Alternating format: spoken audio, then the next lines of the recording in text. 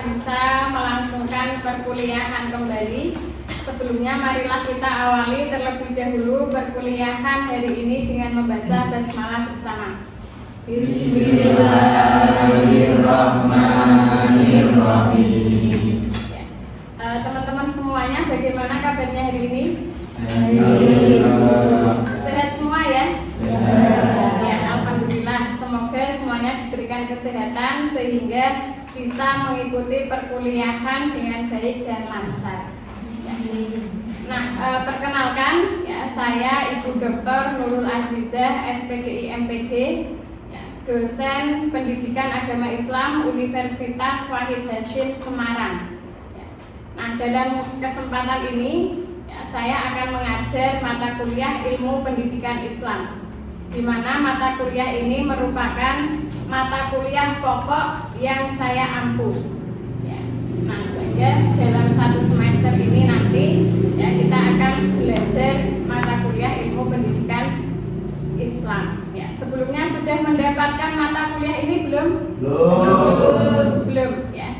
Nah, maka akan saya jelaskan ya deskripsi mata kuliah sampai nanti ya proses penilaian dan lain-lainnya. Nah, mata kuliah Ilmu Pendidikan Islam ya seperti yang teman-teman lihat di layar merupakan mata kuliah yang membekali siswa atau mahasiswa seperangkat kemampuan dasar ya tentang konsep, teori berkaitan dengan pendidikan perspektif Islam. Ya. Nah, kajian mata kuliah ini tidak sekedar mengkaji teori saja, ya, tetapi juga nanti akan kita kaitkan dengan bangunan ilmu atau struktur ilmu pendidikan Islam beserta substansi dan komponen pendidikan Islam yang lain. Ya. Nah, dalam perkuliahan ini juga akan kita kaji secara kritis dan metodologis, kajian filosofis tentang konsep-konsep pendidikan Islam, baik itu dari Al-Quran, hadis, ya, pemikiran para tokoh pemikir Islam yang mana dapat memberikan kontribusi terhadap landasan pendidikan Islam, baik di sekolah maupun di madrasah. Ya. Nah, mata kuliah ini akan kita laksanakan selama 16 kali pertemuan, ya, di mana 14 kali kita tatap muka diskusi, ya, kemudian yang 2 pertemuan akan kita laksanakan UTS dan UAS. Nah, di antara materi yang akan kita kaji selama 16 kali pertemuan ini, yang pertama pengertian ruang lingkup dan fungsi ilmu pendidikan Islam. Yang kedua, tujuan pendidikan menurut Islam. Yang ketiga, pendidikan dan komponen dalam perspektif Islam. Yang keempat, metode pendidikan dalam Islam. Yang kelima, konsep pendidik dan peserta didik dalam perspektif Islam. Yang keenam, kurikulum pendidikan Islam. 7, lembaga pendidikan Islam. 8, sejarah historis perkembangan madrasah di Indonesia. 9, pengembangan lembaga pendidikan Islam di era 4.0. Ke-10, tantangan pendidikan Islam di era industri 4.0. 11, biografi pemikiran Wahid Hasyim dalam pendidikan Islam. Dan yang terakhir, ke-12, biografi dan pemikiran Ibnu Maskawai. Nah, ini tema-tema yang akan kita pelajari, kita diskusikan selama 1 semester. Nah, capaian pembelajaran mata kuliah ini ya, yang pertama, mahasiswa mampu menunjukkan sikap religius sesuai dengan landasan pendidikan Islam. Yang kedua, mahasiswa mampu memahami langkah-langkah integrasi ilmu berlandaskan pendidikan Islam. Yang ketiga, mahasiswa mampu memahami teori-teori pendidikan Islam ya, sebagai landasan dan acuan pelaksanaan pendidikan agama Islam baik di sekolah maupun di madrasah. Ya. Yang keempat, mahasiswa menguasai teori dan prinsip pendidikan Islam dalam pelaksanaan pembelajaran PAI di sekolah dan madrasah. Nah, ini CPL mata kuliah ilmu pendidikan Islam. Nah, berikutnya bentuk perkuliahan ya. Nah, selama 1 semester ini ya, bentuk perkuliahan yang akan kita lakukan diantaranya ceramah ya, termasuk juga penyampaian makalah, nantinya ada pembagian tugas, kemudian diskusi ya, project based learning dan tanya jawab. Nah, media perkuliahan yang akan kita lakukan ya, atau kita gunakan ya, LCD, laptop, whiteboard ya, nanti juga akan kita gunakan ya, e-learning dan makalah, termasuk juga Sikadu ya. Nah, Sikadu nanti kita akan lakukan absensi di Sikadu, kemudian e-learning nanti kita akan fungsikan untuk mengupload materi-materi perkuliahan dan juga tugas UAS dan UTS ya. Sampai sini bisa dipahami teman-teman? Ya, bagus ya. Nah, komponen penilaian. Komponen dan bobot penilaian. Nah, ini ada 4 hal. Yang pertama kehadiran ya, presentasinya 20%. Kemudian tugas terstruktur. Nah, tugas terstruktur ini bentuknya makalah dan nanti juga ada tugas lain ya. Presentasinya 20%, kemudian UTS 30% dan UAS 30%. Nah, ini diantara daftar rujukan ya, atau buku-buku yang bisa menjadi referensi ya. Yang pertama buku Rahmat Hidayat dengan judul Ilmu Pendidikan Islam. Yang kedua buku Akrim ya, Ilmu Pendidikan dalam Perspektif Islam ya, sampai seterusnya ya. Termasuk ini juga ada buku saya yang terakhir, ini saya tuliskan ya, Pendidikan Islam Profetik, yang termasuk juga menjadi rujukan utama dalam mata kuliah ini. Nah, teman-teman juga bisa melihat nanti secara utuh ya dan secara jelas dalam RPS ya. Nah, ini sudah saya buat RPS untuk mata kuliah Ilmu Pendidikan Islam ya. Ini saya upload di e-learning ya. Nah, di e-learning silakan nanti teman-teman bisa download ya. Nah, ini sudah jelas juga ya, CPL, deskripsi semuanya ada di RPS.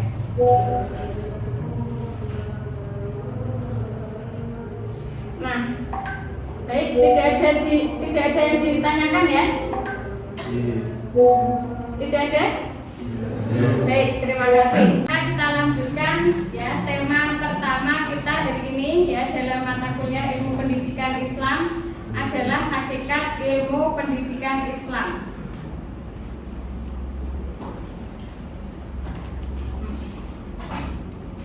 Nah, hakikat ilmu pendidikan Islam.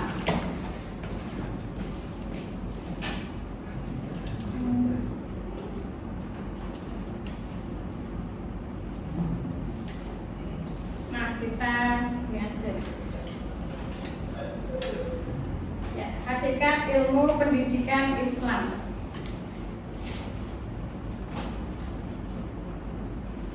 Nah, yang pertama akan kita pahami apa itu ilmu ya. Nah, kalau kita merujuk dalam kamus bahasa Arab ya, ilmu itu asal artinya ya, alima ya'lamu ilman ya, yang artinya mengerti atau benar-benar memahami ya. Nah, kemudian definisi yang lain dalam bahasa Latin ya. Nah, ilmu itu bisa juga disebut sebagai sains ya, atau pengetahuan ya. Nah, ada juga yang mengartikan bahwa ilmu itu makrifat ya. Makrifat tentang segala sesuatu yang diketahui ya, baik itu sifat, makna ya, benda ya. Nah, itu ilmu ya. Nah, banyak juga yang mendefinisikan ya, ilmu itu pengetahuan ya. Nah, maka dapat dipahami ya dari beberapa definisi tersebut bahwa ilmu itu adalah sekumpulan pengetahuan ya, yang tersusun secara sistematis dan melalui metode tertentu. Nah, dari sini, dari definisi ini, apakah ada yang belum jelas atau ingin bertanya? Ya, silakan. Itu adalah kebetulan yang 211.011.2009. Izin bertanya, tadi sudah dijelaskan bahwa ilmu itu suatu kumpulan pengetahuan yang tersusun secara sistematis dan dengan metode tertentu yang bersifat alamiah. Lalu untuk perbedaan ilmu dan pengetahuan itu apa nih? Ya, bagus. Kita beri tepuk tangan. Nah, yang ditanyakan adalah apa perbedaan ilmu dan pengetahuan, ya.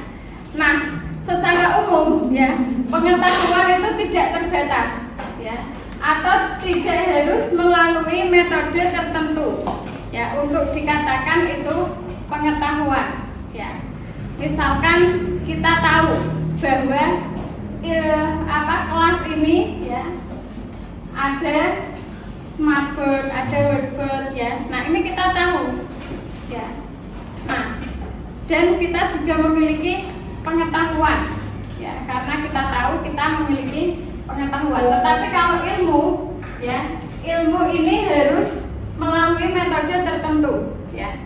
Sehingga ya untuk dikatakan ilmu itu harus melalui penelitian terlebih dahulu ya, harus melalui penelitian terlebih dahulu ya. Nah, saya contohkan ya. Sampean tahu ya bahwa bumi itu apa?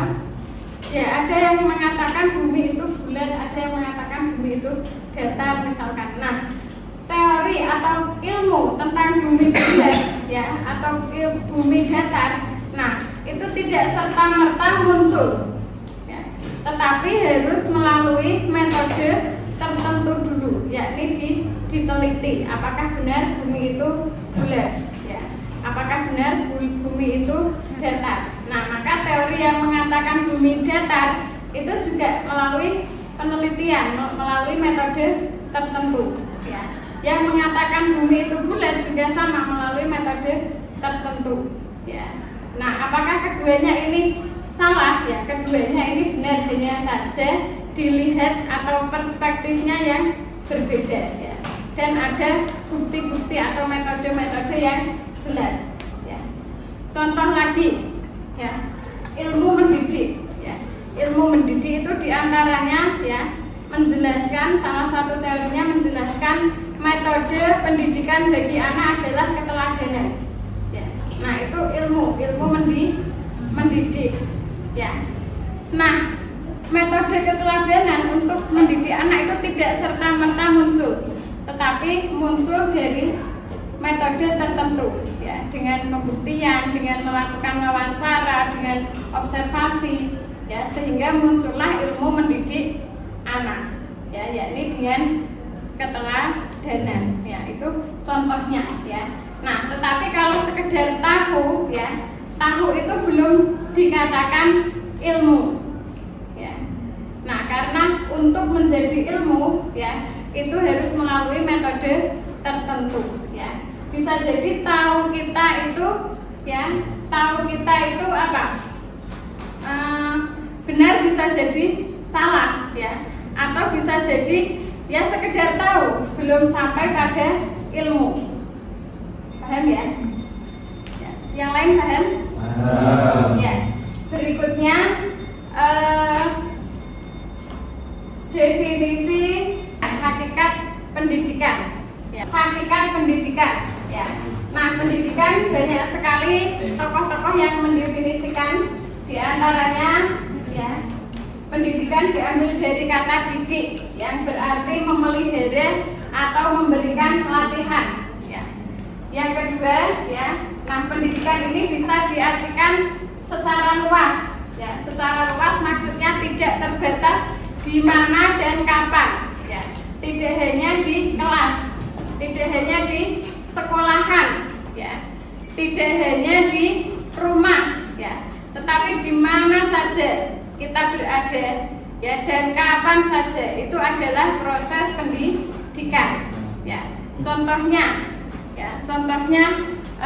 Adam ya, karena Adam ini sukanya celelean ya, kadang juga telat ya, kemudian dikasih saran oleh Ariful ya, dan kowe jadi mahasiswa sing rajin ben lulusmu tepat waktu. Nah, ini juga termasuk proses pendidikan yang dilakukan oleh teman kepada teman ya. Nah, itu pendidikan dalam arti luas ya. Nah, contohnya lagi, misalkan kita mau berangkat ke kampus karena jamnya mepet, buru-buru ya, akhirnya ngebut sampai belokan Pak Widodo ya, nyerempet sama temennya ya. Alhamdulillahnya nggak apa-apa, hanya geser sedikit ya, atau nyerempet sedikit ya.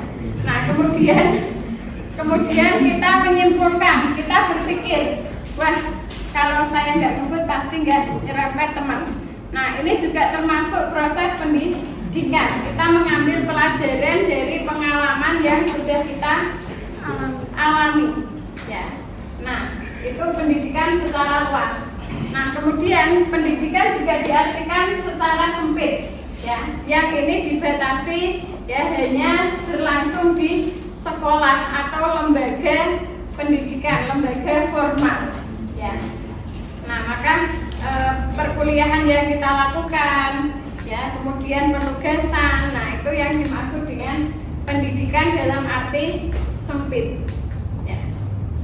Nah, dari penjelasan tersebut ya, dapat disimpulkan bahwa pendidikan adalah proses atau usaha yang dilakukan seorang pendidik ya kepada peserta didik untuk memperoleh perubahan tingkah laku ya, baik itu secara kognitif, afektif maupun psikomotorik ya. Jadi tidak hanya kognitif saja, tetapi juga afektif dan juga psikomotorik ya, dan juga mengembangkan seluruh potensi, tidak hanya potensi akal ya, tidak hanya berkaitan dengan jasmani saja ya, tetapi juga mengembangkan aspek-aspek rohani ya, yang awalnya malas sholat kemudian menjadi rajin sholat ya, yang awalnya jarang puasa akhirnya rajin puasa ya, mengembangkan seluruh potensi baik jasmani maupun rohani ya. Nah, bisa dipahami atau ada yang ingin bertanya? Oh iya, silahkan. Saya Reza, NIM 21060/163. Nah, di sini kan saya mau bertanya Bu. Tadi kan Ibu kan menjelaskan tentang grafika, baik pengertian secara luas maupun sempit. Nah, yang saya mau tanyakan itu adalah apa perbedaannya antara pendidikan dan ilmu pendidikan itu? Oh iya, terima kasih Mbak Dina, kita fokus. Pertanyaan dari Mbak Dina, apa perbedaan ilmu pendidikan dan pendidikan ya, karena tadi sudah kita bahas juga apa itu definisi ilmu ya.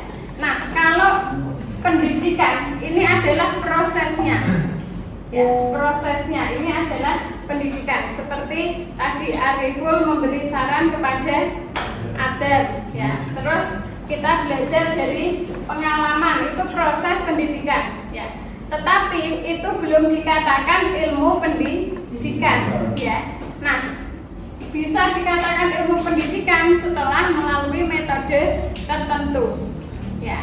Nah, misalkan setelah diteliti ya, ternyata nasihat dari teman ya, yang apalagi itu bestie ya, nah itu bisa memberikan dampak yang positif ya, karena setelah dinasehati oleh Ariful, Adam akhirnya lebih rajin dan nyalahke teman-teman satu kelas ya, dia menjadi wisudawan terbaik ya, karena setelah dinasehati oleh Ariful yang itu bestinya, satu kamar bahkan tidur bareng. Nah, sehingga bisa disimpulkan ya, setelah kita teliti, wawancara, observasi, bisa disimpulkan bahwa ya nasihat dari teman dekat itu bisa berdampak positif terhadap perkembangan peserta didik. Ya, nah itu baru bisa dikatakan ilmu pendidikan. Ya, bisa dipahami Mbak Dina? Ya, baik, kita lanjutkan ya. Kemudian pendidikan Islam, ya. Nah, pendidikan Islam ini, ya. Nah, teman-teman bisa baca di papan, ya. Nah, saya simpulkan ya bahwa ilmu pendidikan Islam ini adalah teori-teori pendidikan ya yang sesuai dengan nilai-nilai ilahiyah dan didasarkan pada Al-Qur'an dan hadis. Ya. Nah, kalau pendidikan tadi sudah ya, ilmu sudah, kemudian ilmu pendidikan Islam ya. Nah, kalau ilmu itu dikatakan suatu sekumpulan pengetahuan, berarti ilmu pendidikan Islam ini adalah sekumpulan pengetahuan tentang pendidikan Islam yang didasarkan pada Al-Qur'an dan hadis. Ya. Nah, perlu diketahui juga ilmu itu juga bisa disebut sebagai teori. Ya. Nah, bisa dikatakan ilmu berarti itu juga termasuk teori. Ya, contohnya ilmunya sholat. Ya, ilmunya sholat itu ya buahnya dari syarat wajibnya, syarat sahnya, yang membatalkan, rukun-rukunnya. Nah, ini teori-teori tentang sholat. Ya, ilmu pendidikan, ya, di dalamnya dipelajari metode mengajar, metode mendidik, media pembelajaran, ya, materi pembelajaran. Nah, itu termasuk teori-teori pendidikan. Ya, nah atau bisa disebut ilmu pendidikan. Nah, yang ditekankan pada ilmu pendidikan Islam ini adalah ya bagaimana pendidikan itu didasarkan pada Al-Qur'an, hadis dan juga mengembangkan seluruh potensi yang mana pada akhirnya nanti ya menciptakan ya atau mewujudkan insan yang kamil, manusia yang sempurna, manusia yang bertakwa kepada Allah.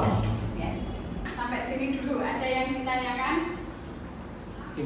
Ya, Mas Ariful, kayaknya udah pengen tanya dari tadi. Iya. Ya, silakan Mas. Untuk ilmu pendidikan dan ilmu pendidikan Islam kan hampir sama secara pengucapan itu Bu. Dan sudah dijelaskan sama Ibu tentang pengertian dari keduanya itu. Secara keseluruhan apakah ada perbedaan dari ilmu pendidikan dan ilmu pendidikan Islam? Ya, terima kasih. Kita kasih jempol untuk Mas.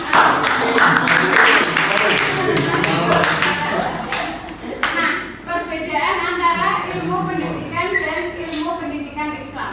Ya.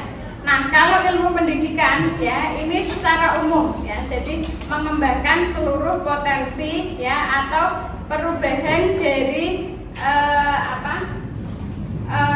usaha sadar yang dilakukan untuk perubahan tingkah laku, baik itu kognitif, afektif, psikomotorik ya.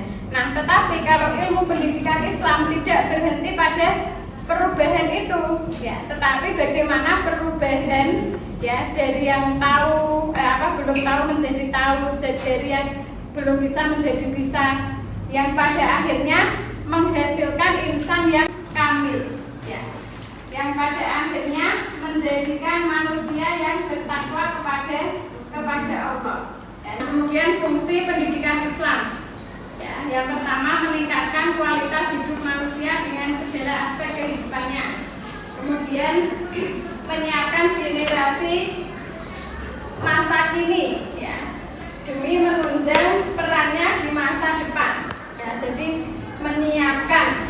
menyiapkan pemuda-pemuda sekarang untuk 10 tahun, untuk 15 tahun yang akan datang, disiapkan dari ini ya. Kemudian menanamkan nilai baru dan keyakinan terhadap cara berpikir manusia, dan yang terakhir memberikan pengaruh terhadap masyarakat ke arah yang lebih baik. Nah, ini tadi ya, bahwa manusia itu salah satunya memiliki tanggung jawab kepada sesama ya, agar berpengaruh tadi untuk masyarakat. Nah, sudah selesai teman-teman untuk materi hari ini ya. Nah, ini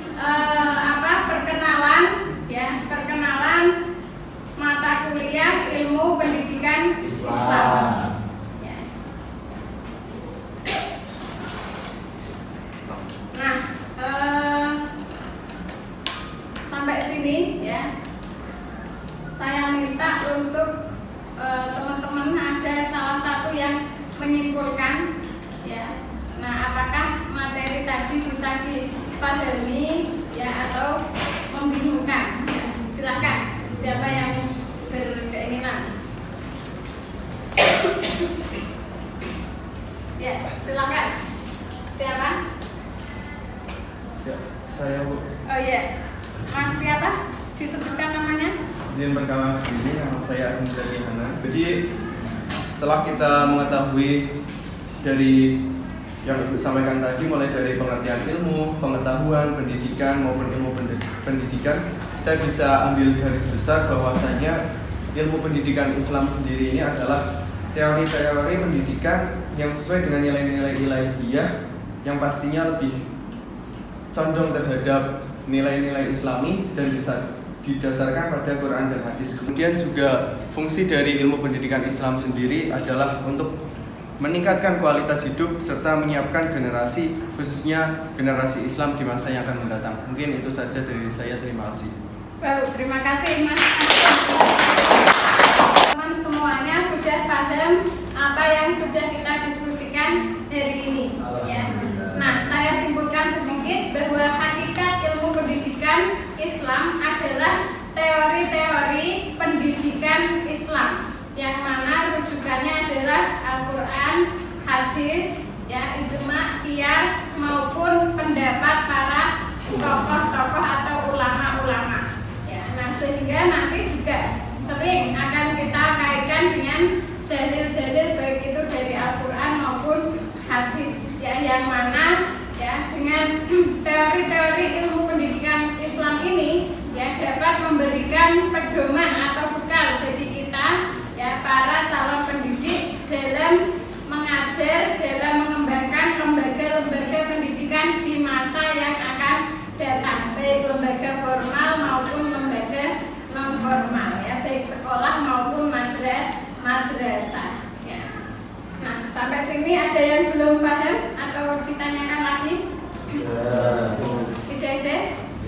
Ya, tidak ada. Terima kasih banyak ya. Saya sangat mengapresiasi keaktifan teman-teman ya. Nah, ini membuktikan bahwa semangat teman-teman dalam belajar itu sangat tinggi. Kita beri aplaus untuk teman-teman semua. Nah, semoga apa yang kita diskusikan hari ini bisa membawa manfaat dan keberkahan. Kita sambung lagi minggu depan ya. Semoga bisa bertemu dalam keadaan sehat walafiat. Mari kita akhiri dengan membaca hamdalah bersama.